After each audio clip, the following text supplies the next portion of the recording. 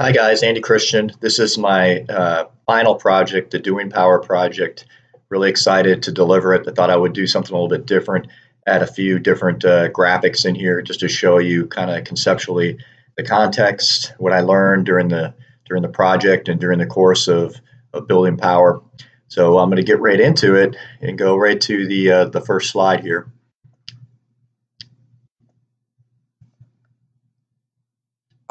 And the context and objectives of my final here, there are really three things that I was trying to do with the company that I work at. So the company I work for builds electric and hydrogen powered vehicles, mostly semi trucks. We also do some off-road vehicles, and we do some off-road watercraft, personal watercraft like jet skis. So my biggest objective was I was attempting to change the communication architecture within the organization. In my opinion, we were too stovepiped, not flat enough, and communication was often siloed. So that was one of my major objectives. Well, how do I change that as a change agent and trying to build power and understanding everything that I learned in this course? The second one was I wanted to influence the C-suite level, the leaders within our organization. How can I change their minds and their thought process and ultimately have it lead to a faster operational tempo for our organization, which would result in more sales, more productivity. And the last thing I wanted to do is I wanted to increase my power by creating team events. These team events would build camaraderie and just make the team and the organization a little bit tighter, speeding up our communication and just do some fun activities which would make the team a little bit more cohesive. So I'm going to get right into it and talk about the first one and what I found out. Well, the first thing I did with communication was I was trying to change the game. And I really came up with three different tools that I would use to try to change the game. So the first one was I thought that I needed a streamlined platform, and I decided on Slack for social media / communication. Everybody's familiar with their phone now. So I thought the Slack app would help me out instead of being bogged down with emails, that we could get better communication by starting our own Slack network within our company. So we implemented this tool and had great success with it, and got pretty good reviews from everybody that was on it. The second thing that I did is I had everybody within my division read the book, The Speed of Trust, written by Stephen Covey. It was a great book, and the reason I did this because in order to improve communication architecture and make the organization flatter, I felt people needed to know the so what factor out of why are we doing this? Why is this important to us? And in the book, The Speed of Trust, it gets down to a couple different things. But bottom line, everybody likes to be trusted within an organization. So if you're going to go with a flatter communication architecture, then you have to explain to people why that's a good thing. Many people within our organization were apprehensive. There's a distrust of why everybody needs information that may or may not be critical to them. There's a definite, kind of old school thought that compartmentalized information should be held. So I was trying to break that paradigm and get the organization to trust people more and move faster and make access to information a lot easier.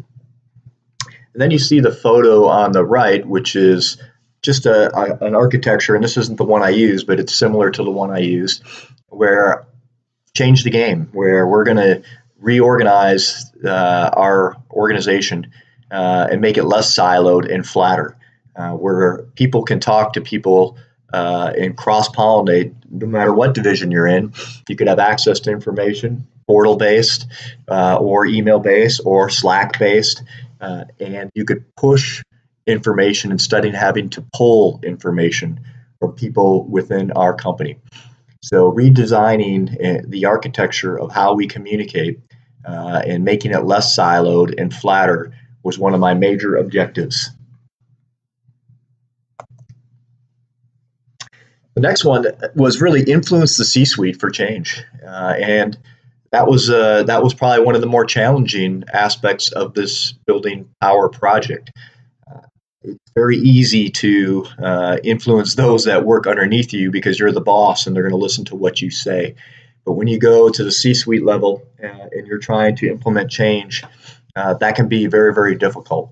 So I spent a lot of time trying to influence the bosses, and I say bosses because there are several within the organization. You know, the CFO, the COO, the CTO, all those that are influencers within our company that would have to be on board to implement this process.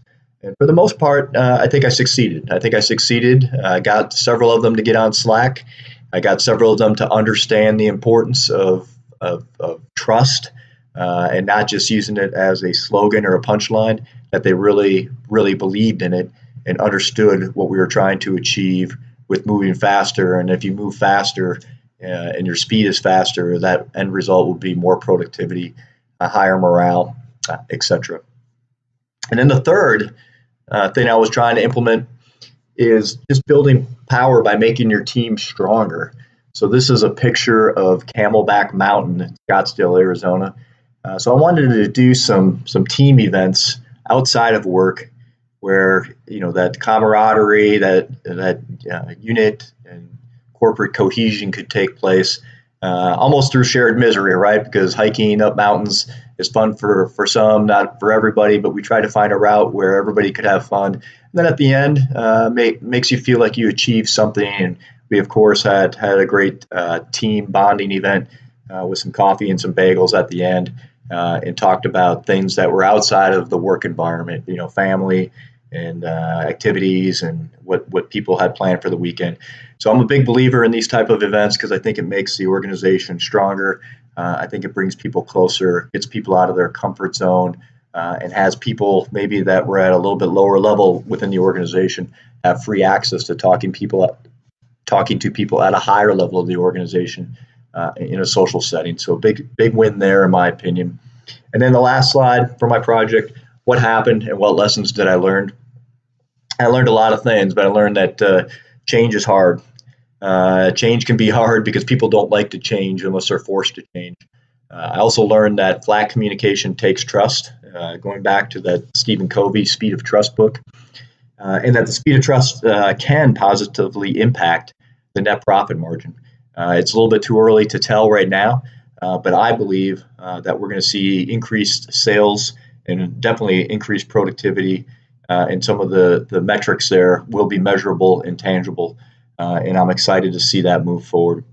And then the last thing I learned is that everybody likes to be in the discussion, and that everybody really does like to be trusted. I didn't meet anybody who said, you know what, I don't like information. Everybody likes information. Now, they may not always use that information, but they definitely like it. I think when I look back at kind of where I'm at with the course, I learned a lot about myself. I learned a lot about building power, the importance of power, how to influence other people to get power, and overall, it's just a great course. So thank you, Stanford, for putting on an awesome course for me. I learned a lot. I hope everybody enjoyed the video. Thank you.